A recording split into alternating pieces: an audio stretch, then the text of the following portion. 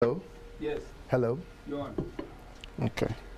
Professor. I usually don't watch. Professor Ja. But I'm going to sit here and listen to what you Yeah. This is the best one. It's the big shot. Oh no. He said there's something called love languages. You know what it is? No, I don't. I'm about to You guys never heard of the 5 love languages? No. You see, We are typical Africans. We are the real Africans. Isn't it? Wow. At home, I see? move barefoot my kids. But it's not. There are a lot of people.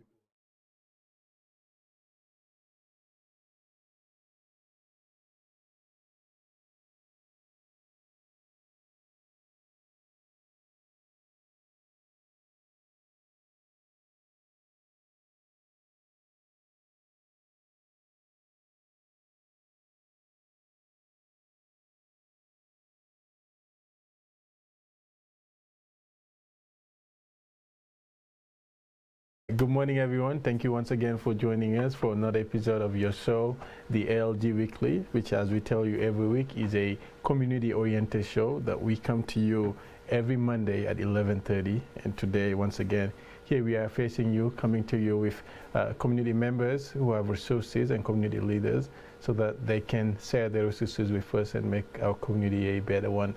And this morning, as every other morning, we have a community leader, a community member, Mr. Charles Ansah. I hope I'm pronouncing your name right. Yes, great. All right. So he is many things, amongst which an entrepreneur, a marriage counselor, which we'll talk about later. But he's also my boss and the boss of everyone here at the African Leadership Group. He is the chair of the board of directors of the African Leadership Group. So without further ado, good morning. Good morning. Thank you so much for having me here, and good morning to our viewers and listeners all over the United States and across the continent, to the African continent as well. Great. I'm glad to be here this morning. Well, thank you. We certainly are glad to have you, and thank you for joining us this morning. Before we go any further, just tell us a little bit, for those who may not be familiar with you, who is Mr. Charles Ansah? Well, I'm a family man. I am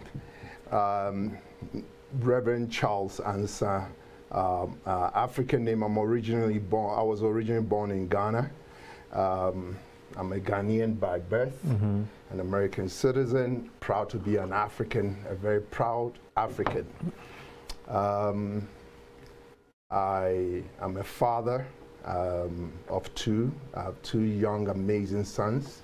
My oldest is almost 30 years old. My youngest is 25. My oldest is a financial advisor, a CFP with Northwestern Mutual, married to his lovely wife, Aubrey.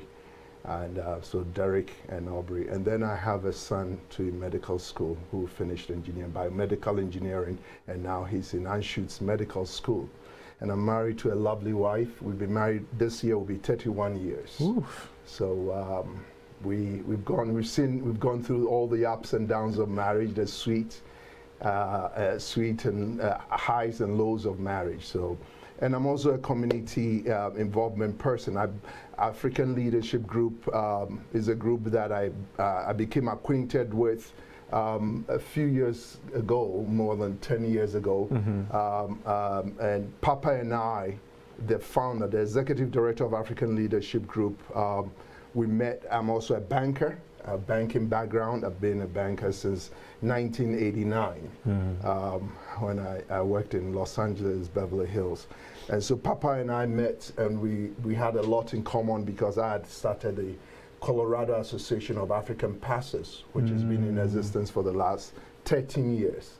Colorado Association of African Pastors. And as a pastor and a leader, my goal was to bring all the African pastors that have moved to Colorado together, create a forum of support and accountability where we can be there for pastors. Pastors are always taking care of the needs of the congregation, but they didn't have anyone that they could refer or defer to when they are going through challenges. So that's how I formulated CAP. My wife and I are founders and board chair of the Colorado Association of African Pastors.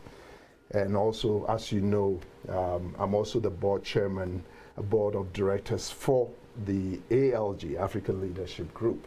So in a nutshell, that's partly who I am. I'm also an entrepreneur. I've built hotels, built businesses, employed a lot of people. I'm also a motivational speaker. I encourage young people to start their own businesses as an entrepreneur. I believe that there is power in you owning your own business. And so that's part of who I am. And I give a marriage counseling because I've been married and I've gone through so much.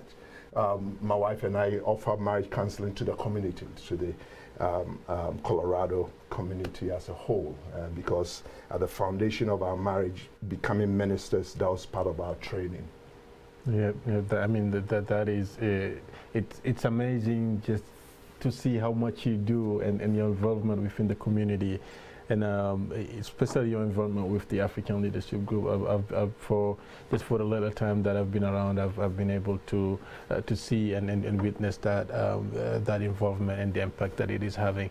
But diving into our conversation of the day, which is marriage counseling, which disclose I have no expertise or experience on. So I'm just here to learn, just trying to be a sponge and take everything in.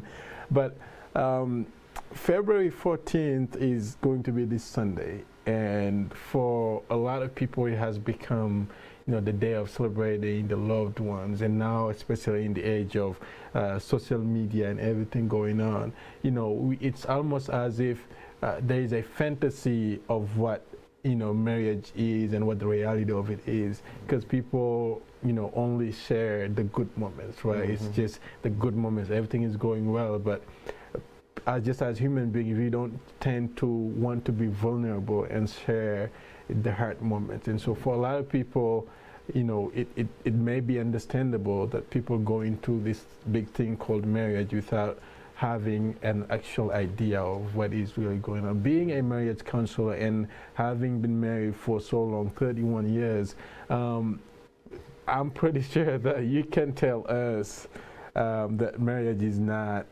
always sweet. It's not just the good moments. There is a lot more that it takes, even just for those good moments to be made. It takes a lot of work. Absolutely. I can recount as a young man coming to the United States from Ghana, from London actually. I finished my national service in Ghana, went to University of Ghana, Legon, and did some national service, went to London, lived in London for about a year, and then I moved to join my cousin in Northern California. And when I came, it was through my cousin and other family members I met my now wife. We began talking over the phone. People always ask me, how did you meet your wife? How did you connect with your wife? We went to a Ghanaian function. I met my wife's family friends, and they said, oh, we have a niece that lives in Los Angeles, and I was in the Bay Area, Oakland. And would like, since you're single, would like to introduce her to you. So we began talking and communicating over the phone as friends. One of the things that I realized that I had a standard of who my future spouse was supposed to be. And I didn't even need to see her to be able to make the determination that this is my future spouse. After engaging in in-depth conversation with my spouse, after talking to her for a period of time, I realized that we had shared values. We had the same shared values. We love the Lord. We were people of integrity. We respected each other. We respected our elders. We had a lot. So we could speak when she used to work at Kaiser, and she would get off at 11, and I'll call her from Oakland, and while she's on her way home, we would talk from 11 p.m. till 5 a.m. We had, I mean, for 3 months we talked over the phone, and I literally proposed to her over the phone. I had never seen her in person. The reason being that, number one, and she asked me this interesting question. What will you do if you saw me and you didn't like my appearance? You know, but I believed in the judgment of my family members who had already met her, and her family members, that she was pleasant looking. That was not my main concern. My main concern is finding somebody of compatibility, somebody that I share their values, that we're not so polar poles apart. That is very fundamental. You being a young man, and a lot of young people will be listening. How do I pick a spouse? Number one, it should be someone that you share common values with, common interests with, so that you're not opposite sides. Because already being a female and you being a man, you're already opposites. There are different ways that we handle each other. Relationships, people are all excited about Valentine's Day, the 14th of February, and that's where people want to demonstrate love. Love is not just a one day taking a lady out or buying flowers for them. Like you're saying, it is, there's more to it. Marriage is a whole journey, it's a whole process, and those of us who have been married for a while understand that. And nobody teaches you that. The first time you get into marriage, nobody teaches you that this requires a lot of self-sacrifice, this requires a lot of humility, this requires a lot of give and take. It's a relationship where you need to swallow your ego if you want to stay in for a long time. It's a relationship where you need to understand that you are in for keeps. That was one of the things that I said to my wife. Once I put on this ring, for 31 years I've put on this ring, I've never taken it off or put it aside. I always have it on.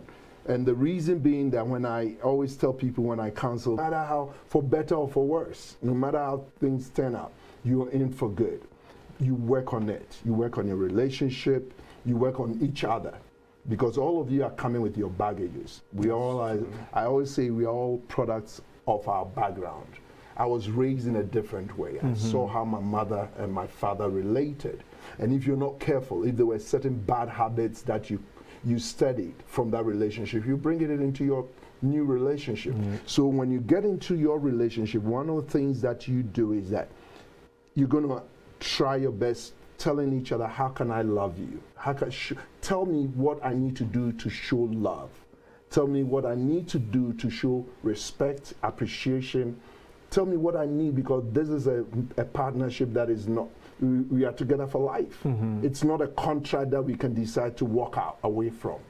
So that is the mindset that I went into my marriage with. So marriage is not just the 14th of February. Yes. or the wedding anniversary. Yes, for no, that it's more to it. There's got highs and lows, difficult times. You cry together, you laugh together, you disagree together, but you work through those things that makes you grow.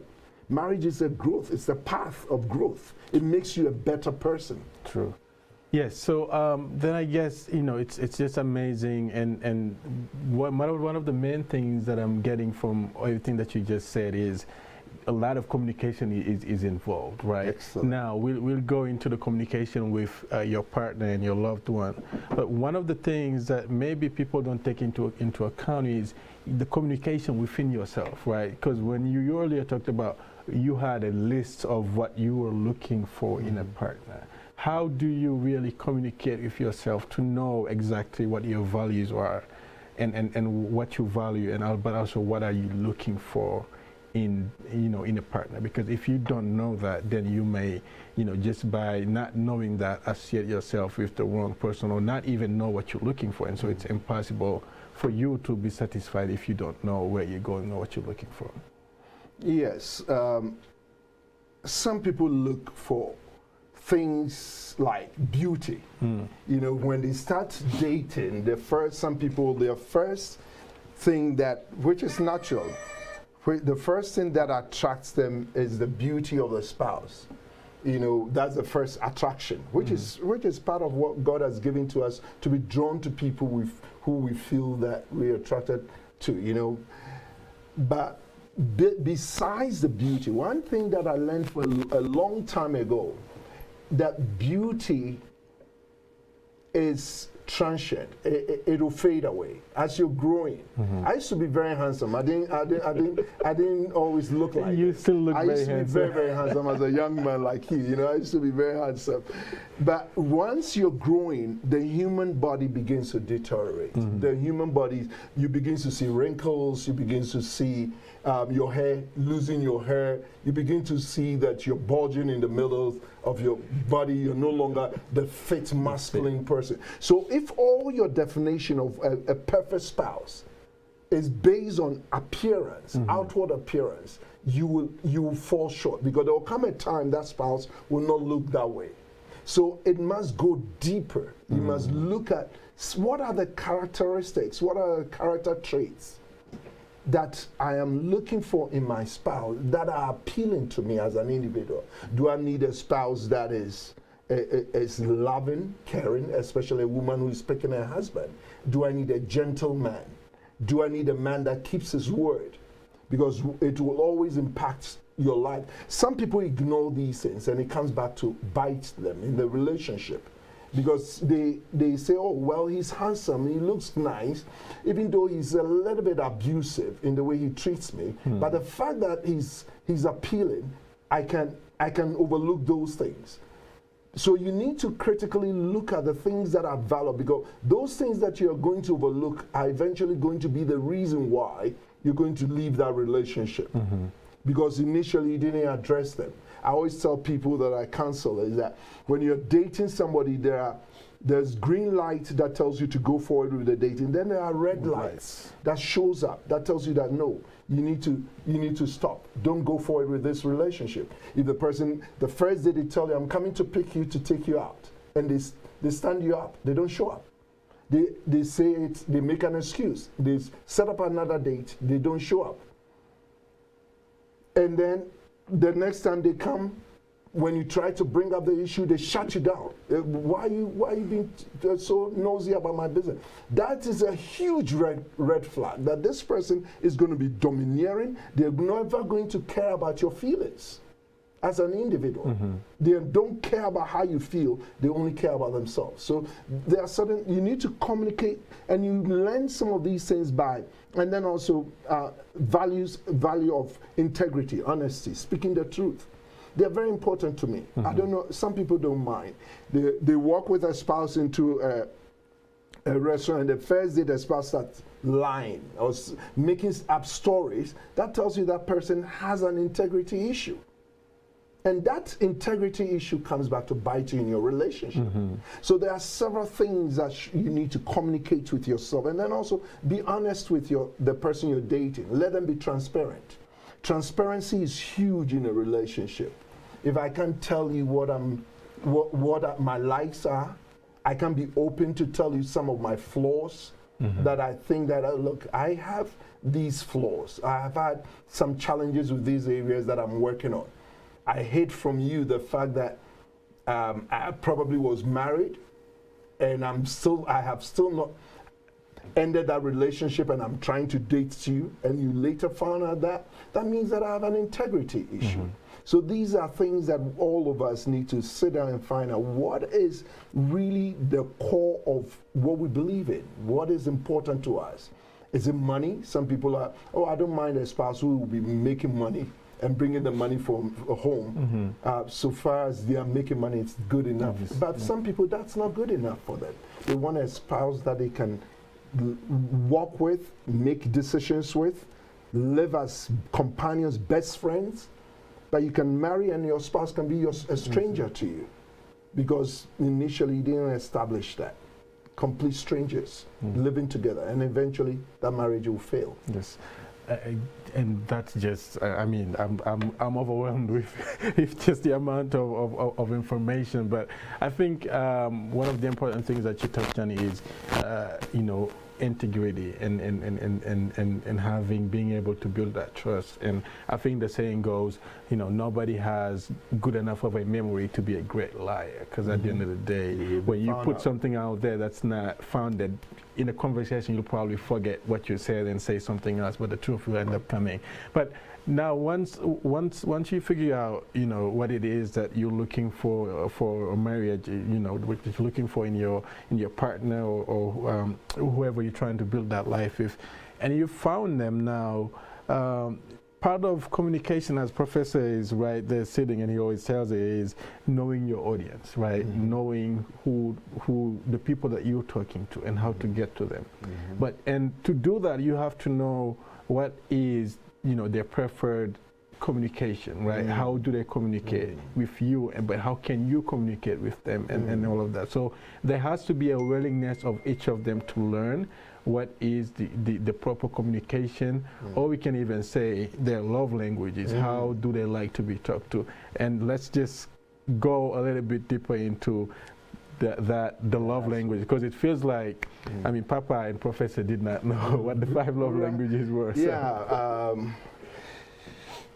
Gary Chapman talked about the 5 love languages, which is very important because it's always been part of the foundation of what I talk to people when I'm counseling people. Because as a young man, my wife and I butted heads a lot because we didn't understand each other's love language. When we got married in 1990 in Los Angeles, living on Fairfax Avenue in LA, I realized that I was coming from a perspective of a traditional African Ghanaian. My wife is Ghanaian also, but was raised here.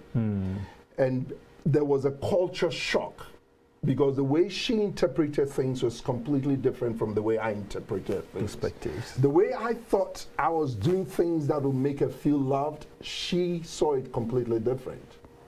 You know, so the communication is huge in a relationship, and understanding each other properly, because a lot of relationships are crumbling because people get tired after a while living in a relationship. They think they are giving their best. They think they are doing everything in their power to make their spouse happy, but the spouse is still saying, I am unsatisfied. And they are confused.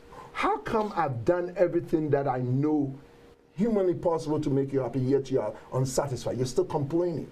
And that is what Gary Chapman defined as the 5 love languages. And one of the things it's always said is that if you and I sitting here interviewing and you're speaking Chinese and I don't understand Chinese, and you're saying some very great things and I don't understand, it doesn't make sense to me, because I'm speaking a language, you're speaking a language that I don't understand.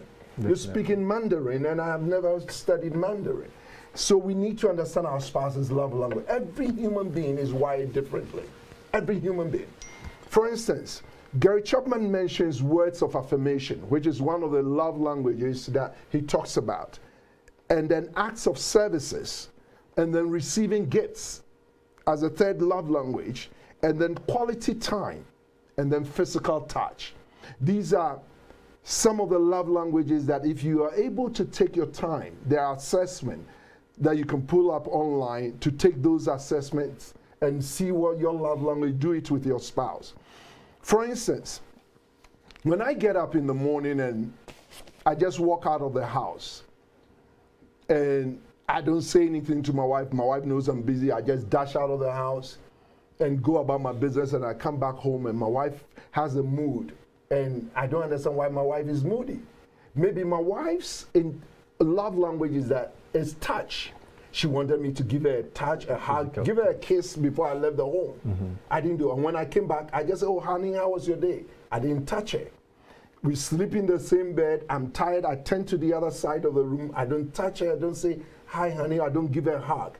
She feels deprived. She feels an emptiness in her. But you don't know. You don't know because you've not taken your time to find out that one of the most crucial love languages of your spouse is touching. Having a husband embrace her, touching her, holding her. So that is a huge love. But meanwhile, you're doing everything else. You think you're providing for her. You came home, you even bought her flowers. But she's still not happy because gifts, it's one of the love languages, receiving gifts. And maybe that is your love language as a man. Because that's your love language. You like to buy gifts for her. But that is not her love language. My love language, one of my love languages is gifts receiving, because initially one of the problems we had was I'll go buy flowers for my wife. And my wife is like, what? I don't need it. Like a lot of people are going to make that mistake on Valentine's Day, going to buy chocolates and things. That's not what your wife wants. Your wife wants you to spend quality time with her. Or even sit down, take her for a walk. Invite her and say, let's go for a walk, honey. Quality time. Words of affirmation. Words of affirmation, which is a lot of people don't. One of my love languages is for my wife to appreciate what I've done in the house. I get up, I vacuum the house, I wash the dishes. I want my wife to come and say, oh, honey, you did a great job. So when my wife doesn't give me those words of affirmation, I have my love language tank is going down. and I don't feel appreciated as a husband. Meanwhile, my wife will think that by cooking for me, that is acts of service is what I need. But that probably doesn't, that is not my love language. And that is my wife's love language, because she loves for me to do things for her.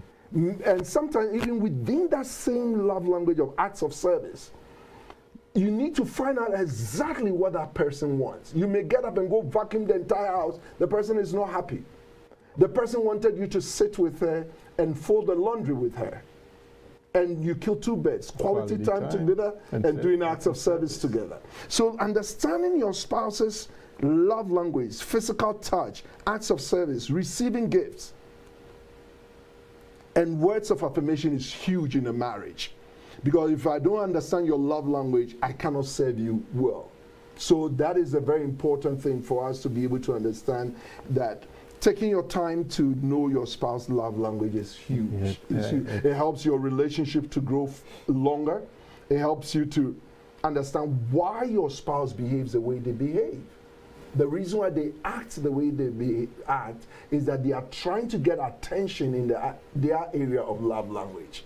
But you probably mess it all the time, and you're giving them something that they don't need. Yeah, I mean, that's just amazing, because communication is key in everything, but communication is not a one-size-fits-all, right? We all have our different ways of communicating, and that is why it's important to find the best way to communicate with your loved ones. And you know, and even when you find that love language, make it personal, right? Because it can be so generalizing sometimes, even just with the act of receiving gifts. Some people want expensive gifts, or they just want a simple gift that, you know, it's just the thought that counts. For some people. It's how much money you put in, and all of that. So if you do not communicate effectively, then, you know, you are bound to go through some hurt, through some hurt. And you're doing your best. You're buying expensive gifts, and your wife is like, why are you wasting our resources buying these gifts for me? I don't need your expensive gift. All I need is you spending quality time with me.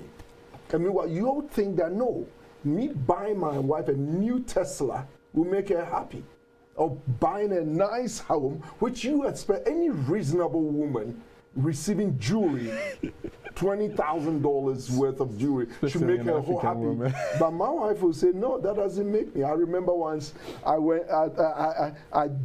came up, I bought some lovely flowers, wrote up a card, had them deliver it to my wife at work, thinking that, oh, I was going to score some points, and my wife called me and said, why are you wasting money? I was so hurt because I had gone out, I thought I had, you know, I was doing something nice. She said, you're wasting money. That's not what I want from you. Yep.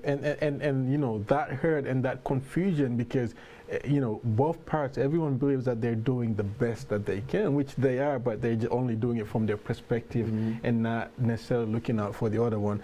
That can bring a lot of hurdles and a lot of problems, right? But once somebody gets to that stage, for whatever reason, you should go out and seek help, right?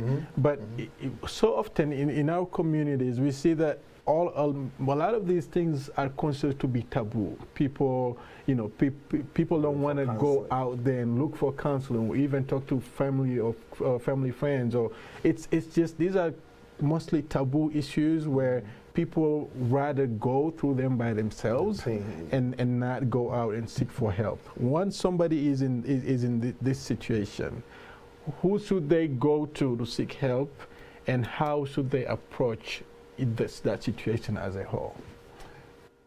Marriage is between a couple. So I understand why people will be hesitant in going to sit down with just a common stranger to pour out their heart, their deepest secrets about how they feel. And so yes, you're right, especially in the African community, people, it's a normal thing. It's not even only it's something that is peculiar to the African community. It's peculiar human nature inside there. People try to hold things to their heart, and sometimes they wait for a long time when things are actually getting completely out of hand, irreparable state, before they rather go seek help. One of the things that, my son is married, one of the things that I learned at a very early age is that premarital counseling is important. Even before you get into marriage, if you can have that as part of your values, as you're dating your spouse, both of you can come to a conclusion that we want to be able to, because there's no manual that is written for marriage. True. Nobody was born and their parents began to teach them this is how you marry. So premarital counseling is so huge for us to be able to engage and begin to know each other as a couple. We begin to see each other's, that is where the counselor is able to ask you to be open and transparent, talk about transparency, talk about issues, about important issues about sex, important issues about respecting one another, important issues about how you communicate with each other, important issues about sharing your lives together as partners. Not you are becoming one as a team. You're not two different entities. So if you don't have that premarital counsel, it becomes a challenge. Now you're jumping into a relationship, not knowing where you are just pulling at straws, not knowing how to handle each other. Issues are going to crop up. Challenges are going to crop up. Human nature, you have a different, I always say that you have a different, everybody's wired differently. Your wife is going to say that this is how I want this situation to be handled. You're going to say, no, this is how I want this situation to be handled. Then there's conflict. This is how I want us to handle our finances. Your wife says that, no, this is how I want us to handle our finances. But if you had dealt with it at the premarital level before you went into the relationship, it will eliminate a lot of hurt and pain. Now, if you're already married and you never had that premarital relationship, look for someone. There's so many marriage licensed counselors all over the place. My wife and I offer counseling through our church. We are both very, from the Christian perspective, we believe in honoring our spouse. We believe that God gave the man, the woman to support him and to be a helpmate. We believe that they become one, they become a one body, united as one body and as a team. We believe that God has endowed both parties with intelligence, with gifts, that if you're not careful and you dismiss the contribution of one party, you are hurting yourself as an individual, because you've been given a spouse so that you can share ideas, you can share values, you can share your passions, so that you guys can achieve a goal. So when you begin to dismiss your spouse, when you begin to ignore your spouse, especially in our culture, I mean, the month of February is Black History Month. In our culture, Africa, where we were raised in a very chauvinistic, manly environment, whereby the man does patriarch, whereby the patriarch, the father makes all the decisions. So this is what is happening. When a father is put in a position that he's always making every single decision without the involvement of the wife, that means that the very essence and the reason for marriage, of you getting somebody who will partner with you to help you to accomplish more, is being eliminated. It's like, I come to you, we are starting a business. The reason why you and I join partnership is that because of the gifts God has endowed you with.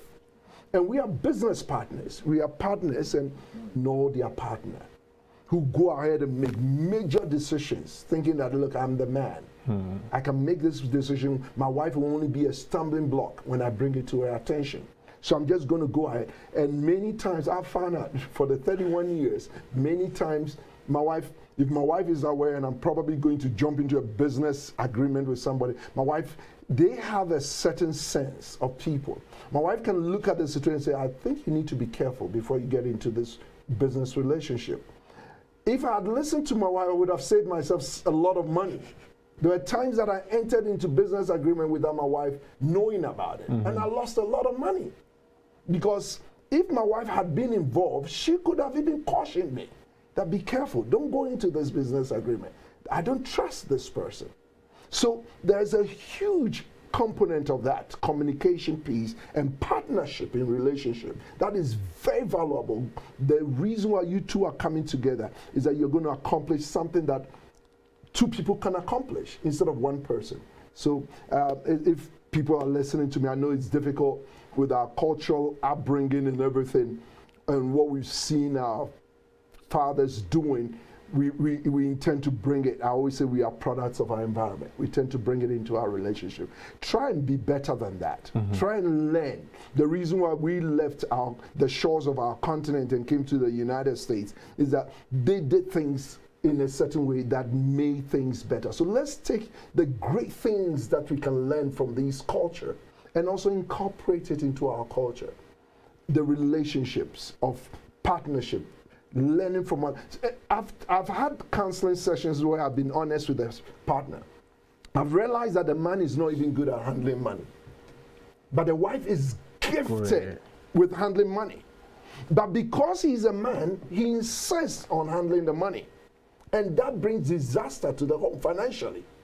But if he had deferred the handling of the money to the spouse, they would have had a great financial future. Be able to put money aside, go on vacations, pay for their kids' colleges, done great things for the family, bought homes, investments. But because that mind of ego, that I'm the man, so I need to be the one running every decision in the home, the person ends up hurting the entire family. And as a result, they're not just hurting themselves, but they're hurting the entire business or the entire family. The entire family suffers. Yep.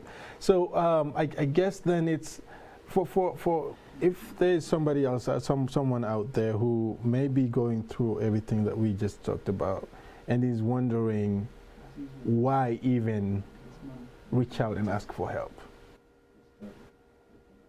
It is important. Why? It is the reason why you need to reach out for help early. And even if you're in the middle of the throes of challenges, is that once you call somebody in your community who is involved in marriage counseling that you can trust, that you know that you can even have people refer them to you from your community, from your circle of influence, where they come recommended. You know that they will act as a neutral party for them to sit in the relationship and say that, hey, guys, let us cool our heels, let us sit back and see what is making this relationship not thrive, what is making this relationship, because you entered it as a beautiful couple who loved each other. Now, what is making you guys move to the opposite? There's lack of communication, there's lack of love, there's lack of, or maybe there's even infidelity, because there are things that were not taken seriously at the beginning. Commitment, the level understanding of what commitment is. There's infidelity, there's lack of intimacy. Sexual issues, which there is lack of education, because that's part of what marriage counseling does. It explains, and there are genuine reasons. Maybe a spouse is uncomfortable the way the husband makes love to her. She's in pain. She's not enjoying it. The man is only thinking about himself. Well, how do you educate them so that both of them? These are fundamental things that we do at early marriage counseling stages. We tell young people, you need to know how to pleasure your spouse. These are very important. Marriage and sex are part of who we are. That's how God created us, so we can procreate. The essence of marriage is that we need to reproduce after our own kind. We can reprocreate, and sex is part of it. And what is the importance of sex in the relationship? So then one uses sex as a weapon against the other. That because you're behaving this way, I'm not going to give you. Then it leads to other things. So we talk. I talked about financial strains. How can you're going through challenges because of. I've had couples who have divorced because of financial strains. That we counseled for, but it was a little bit too late. They came to us when things were so bad. So when things are so bad, they had to go through a divorce system, because one spouse felt one was just frivolous, misusing the funds of the family. And because of that, he could not make any headway. And so they broke up a beautiful family. So financial issues can create a strain. Blended families. We live in a country, we live in a world, whether we like it or not, there are so many divorces. People have all pre-married, people have come into relationships with other children. How do we handle blended families? How do I accept your children or accept the children you're bringing into the marriage so that we have a harmonious relationship of respect? And how do we discipline these kids together? Do we make decisions? Does one person handle all the disciplinary issues? Those are issues that are very important, that you need to have a counselor sit down with you, show you the importance of, as a team, being on the same page, speaking to the children, having the same level of discipline so that they don't feel that one party loves them better than the other, because you want the best for the children. How to set boundaries in your relationship. Children always look at you, up to the parents. When they see the mother cursing the dad, or the dad cursing, insulting mom, and then the dad turns around and tells the children, hey, I don't want to hear you curse. That is double standards. The child said, I just heard you use the F word to my mom. Now you're telling me not to curse. You're confusing the children. Children are learning from their parents. Parents are models for their parents. So the very thing you don't want your children to do, you need to lead by example. So these are things that we talk about. So your children and career conflict. What careers that you choose. I had a spouse that were married, and for some reason the wife, being a nurse, wanted to work at certain hours, very odd hours that put the family in jeopardy. And the spouse was not happy. The spouse initially didn't say anything because money was coming in. But we sat that spouse down and said, this is not good for a healthy environment you're creating for your children. You're not here as a mother. The children are being raised by themselves. Dad is gone, you're gone. Who is raising these kids? Let it always not be just about money. You need to look at the bigger picture. How will we raise our kids in a healthy environment, a strong environment to give them confidence in society, for them to believe in who they are and to be good producing citizens of our community? I've raised 2 boys, and it wasn't always easy, but one of the things that we did, we set boundaries for them. We disciplined them, and we when we say that we're going to, if they did X, Y, Z, these are the consequences, we always followed through. We didn't just let it go. And now these are fine young men that are going to replicate the same thing with their children. You see, so you are passing on a generational way of raising that kids. Circle example, the ring comes back. Who impacts society. Yes, and it's just amazing, and as you said earlier, it's the ring that's a circle that keeps coming back, and we see that it doesn't still just limit itself. The revolving situation goes beyond that marriage of what that building, but it also affects in a sort of a way the products of that society. Marriage, Right? Impacts society. Whatever happens at home eventually impacts society. When the kids are not raised right, they end up in jail. They become non-productive children of society. They end up costing society. Divorce, the consequences of a father not being at home, we all know. In fact, I've always said, when you go to our jail system, majority of the people, there's a male or a combined male and female voice to set the children straight. So these kids are raised to do their own thing, they take it personal. Some people take it for granted when they are breaking up a marriage or breaking up a family. They don't know that the impact on the children. And the same goes for male single parents also who raise their kids with no presence of feminine, and oftentimes those kids grow up not ever seeing how them as a man are supposed to treat a woman, or even just the simple manners to have to have around people. But so going through that, and I think it's not so. Let me retract a little bit. It's not, I guess, from everything that you've said, basically premarital counseling and then going all of that. It's as if you're having a test, and this is a lifelong test. Now, if you do your homework, the test will be easier. It's still going to be a hard test. Prep course. Exactly. You have to go through the prerequisite so that that class may be easier for you, and your chances of passing that class increase. But for people who you know, did not go through that step, right, and then went into this experience of marriage just completely blinded and not having really a clear idea of everything that is involved, you know, going through all of that and having, so what really, once you miss the premarital counseling and now that you are in a marriage and so there's another thing. For people who really don't know what wrong is, it's not easy, first of all, to detect that there is something wrong, to let alone go outside and seek for help.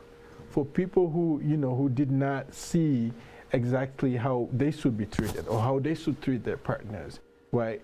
It comes with a lot of education to know, okay, everything that I've known for most of my life, my whole life, has been wrong. Even though I am now comfortable in being mistreated because that's everything that I've known, right? How is it, or how, in your experience, how have you found, you know, for people who do not know what they should, how they should be treated, at which stage would be the best stage for them to really reach out, or first of all, just to learn and be able to compare. Though this is everything that I may have known, though I am comfortable being mistreated, now that I've known it is not the way it should be, what should I do? That's a very, very good point, because there are so many of us that we've learned a certain way, and we are producing what we've learned. And it's a very huge point. It's there are people who are still in abusive relationships that they tolerate it. It's very abusive. It's not healthy for the family. The children are in the same environment. They're being raised. They're quiet about it.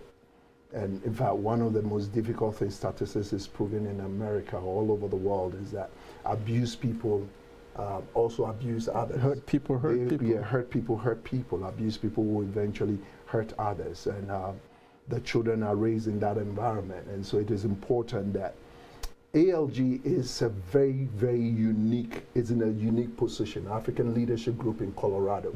I wish we had a replication of this group all over the United States, where our community, people can reach out to trusted organizations like ALG, whereby we have legal counseling, we have marriage counseling, like myself, we are real estate. Yeah. We have real estate consultants. Credit repairs. Yes. So you can list all of them. You're part of the ALG administration. That there's so much resources that ALG has provided for the community. And when you're going through something like that, you always need people you can trust. And there's one thing I can tell anyone who is watching and listening to us, is that this is a trusted environment. ALG, African Leadership Group, is a trusted environment whereby if you're going through something like that, you can reach out to Papa Dia, you can reach out to the administration, the office, and they can put you through the various channels where you can get the assistance, privately, confidentially, without even anybody even knowing about it. It is very important that you reach out for help. Because as you stay in that hurt and painful environment, you are developing certain, everybody reacts differently. We've seen it. There was a story that recently we read in Florida. I don't know whether you saw it, an African pastor that lived with their spouse in an abusive relationship, beautiful young couple. They are from Africa. They've been barely beautiful, they had a beautiful wedding, but there was an abuse in the relationship. But the lady's brother came to the house and helped her move her things, and even there was an altercation while she was trying to help the sister move her things. But they never sought help. The guy, apparently, later on I heard that the man was seeking for help, but there was nobody to reach out to him. So one of the things that we also as a community should do is that when we observe some of these things, let us try our best to find out how that can ever happen. That you're so angry for your wife leaving you. And a lot of people are in relationships like that. They're afraid to leave their relationship because they think their spouse may even end up killing them. And if you're feeling that way right now and you're listening to us, please reach out and get help whilst you're in the relationship. Get help, get some respected community leaders to get involved, to talk to your spouse. Maybe you go for counseling. Maybe it goes even beyond just regular marriage issues. There are mental issues that people are faced with. But we come from a country where we sometimes see mental, for you to tell your spouse to go see a psychiatrist, a mental for help. We think that there's something wrong. It puts a stigma on you. It is not so. A mental issue, mental wholeness is the same as your heart, having a heart issue, having a cardiovascular deformity, or having diabetes, or if you don't get help, that thing can kill you. So when you are in an abusive relation, some of it is out of a result of a mental issue. Some of it is out of learned behavior. Some of it is out of culture. But you need help. We need, all of us, we need to reach out to somebody who we can confide in, who can help us. If you don't do that, what you do is that the end result, as you keep on sweeping it under the rag, it blows up eventually. It becomes a very, very, very explosive situation. Yes, so, certainly. Yeah. And I think there may also be a misconception of, people saying, well, I've already made my mind. Why should I go to marriage counseling? And oftentimes, marriage counseling doesn't necessarily have to be fixing that marriage and going back. It's about figuring out whether you can still be in that marriage. So for a lot of people, even, if your mind, even if they're making their mind and seemingly wanting a divorce, marriage counseling can still help. Yes, right, figuring that out and removing that confusion that is there, right, and then but separating peacefully and with a clear mind, if you can. It is very true, because sometimes that's one of the issues. They don't know how to disengage when the thing is so volatile. So they stay in and then somebody dies. I'd rather have you come to me and we figure it out that it is not a safe and a healthy environment for you to be in. Maybe separating from that environment, removing yourself from that environment will create another perspective. Give both parties a chance to reflect on how they've treated each other over a period of time. It could heal, they can come back together, but sometimes it is necessary for one to remove themselves from danger. It is not wise to stay in danger, especially when it is wrong. It is actually wrong when there's an abuse, physical abuse going on in that relationship. When there's sometimes, you see, some abuse is not even seen. When somebody tells you that the abuse, there's emotional abuse. There's financial abuse. There's physical abuse. There are so many kinds of abuses that people endure and take it. But if you sought help, those things can be, like the person doing the abuse sometimes doesn't even know why they're doing it. Maybe they need help. They need coaching. They need to be made aware that this is emotional abuse. And the person being abused verbal doesn't know that they're being abused. And then the person who is being abused to sometimes say, oh, that is how my mother was treated. Or that's how my father also was treated. So I think it's okay. But it is not healthy. So counseling is able to expose these and help the couple and put them in the right frame of mind to say that let us recalibrate, let us get a new set in our relation. Let us honor one another. Let us respect one another. Let us understand each other, that you are wired differently from me. You see, my brother, you and I are wired differently. There's no two sane people on this earth. True. The way I approach things is different from the way my wife will approach things. So if I don't come into a relationship with that understanding, the fundamental basic understanding that my spouse is wired differently, and so I need to give them grace. I need to extend grace to my spouse and help my spouse also to see where I'm coming from. That helped me a lot. In fact, when I came to that realization that it isn't my wife's fault, neither is it my fault that I'm wired the way I'm wired, but I can be a better version of the way I'm wired. It helped me a lot, because I am wired in a certain way, my approach of things. So now how can I learn the tools and the skills to become a better husband or a better father? Those are the things that counseling offers, the tools and the resources So it's like you have a toolbox that you have a spanner, you have a screwdriver, you have a plier, you have all kinds of tools in. So when you come, the same tool doesn't do the same thing. Based on what you need, we apply the right tools. That's what marriage counseling does, and help you to figure out, oh, really, once I have this tool in my toolbox, I'll be able to handle. Maybe my style of communication is wrong. The way I've been communicating all these years has been wrong. Maybe the way I've been keeping things to myself. I thought I'm protecting my spouse by keeping things to myself, not sharing. But no, it's hurting my spouse by not sharing, because they think I'm making all the decisions by myself. And it is rather creating chaos in my home. So now let me change the way I handle things. Anyway. I mean, it's just amazing. I hope everybody else out there was taking notes, because this is, and it's just an amazing wealth of, knowledge, and just the depth of knowledge. And the one thing I'm taking out of everything is that communication is huge, and it is at, it is at the base, it's in the middle, and it's everything basically. If you cannot communicate with yourself, first of all, to know what you want, what you're looking for, and what's your style of communication, and then reaching out to your partner, your loved one, figuring out what their love language is, communicating with them. And it's everything, as you gave that example earlier, the ring is a circle, and all that circle, everything gravitates around that communication, and how good of a communicator you are, and how vulnerable you can be to pose everything at the table to be able to communicate. But we are at the end of the show. It's been an amazing hour. We've discussed a lot of things. I came to this not knowing anything about marriage or communication or counseling or any of it. I'm getting out not as an expert yet, but with a greater understanding. I'm still learning. After 31 years, I'm still learning. You never finish learning. All of us are learning. Yes, indeed.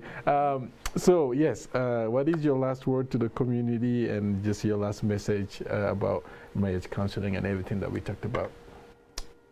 We're saying that the 14th of February is here upon us. Let us continue demonstrating some of the things we talked about. Let us step up our game. I always say that love is an action word. You can tell me that you love me, but if I don't see it in your acts, in the action that you put forward, it is all useless. So go out there and demonstrate your love to your spouse by the way you act, the way you treat them, the way you should demonstrate love. Serve one another, love one another, care about one another, and we'll have a better community to live in. And honoring one another is very important. Putting one above yourself, outdoing one another, trying to treat your spouse even better than your spouse is treated. I remember when my wife and I have a disagreement and an argument, that's the day that probably my wife will go and make a cup of coffee for me when I'm in my office. She'll bring me, I'm expecting her to be offended and upset, but she'll go above that disagreement and bring me a cup of coffee, or bring me, and then I also serve maybe breakfast in bed. Those are acts of services that we need to be doing all the time. You need to show that your spouses should be your best friend.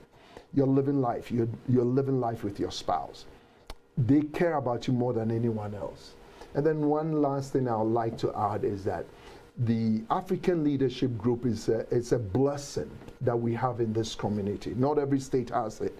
Please, if you're listening to us and you've never plugged into this organization, please try and do your homework, research, get involved in our community. There's so many opportunities for you to be part of this community. Many of you have gifts and talents that we can use to serve other people. Papa Dia, the executive director, and I were working in Wells Fargo Bank, and whilst we were in the bank, people were coming to us with issues, with different issues: marriage issues, financial issues, legal issues, immigration issues. And we've still found time to help them. But I believe there's so many, together we can do so much. We can help our community, we can serve our community, we can be a united front, the African from the diaspora. we can be a strong body, a strong force that gives back to our community. So please join African Leadership Group, be part of this organization, call on the office. Can you, Brother Amadou, can you give them the website? And let people, there are so many people who have heard of us, but they don't know how to plug in. So Brother Amadou will give his final words about that. Thank you so much for having me. Thank you so much for joining us. It is truly an honor, and this has been an amazing conversation that we've had with you today. Well, as he just said, the African Leadership Group, we have basically everything that you need. The expertise is within our community, right? We found ways to now cultivate that expertise and bring it to you, but also make sure that that expertise is serving our community and our community members, and going beyond that to serve the greater community of Denver and the entire state of Colorado. And as he said, we have to do this thing together, right? You know, if you want to go, they say if you want to go fast, go alone. If you want to go farther, go together. And there is no benefit in going fast if you do not know where you're going. So it is rather better for us to come together as a community and go that and go further, though it may take a longer time. But we have to do that as a community, and we have resources here at the African Leadership Group that we have event. The legal clinic is a monthly legal clinic that's happening on the third Monday of every month. For this month, it will be on the 15th of February. We are at the legal clinic. The information is already on our website. It is www.usalg.org, and it's simple. It is as we always say. The only thing we ask is that you show up. That's basically all we ask from every member, from anybody who wants to be part of the African Leadership Group. It's simply show up. Now, because of the virus, all of our events are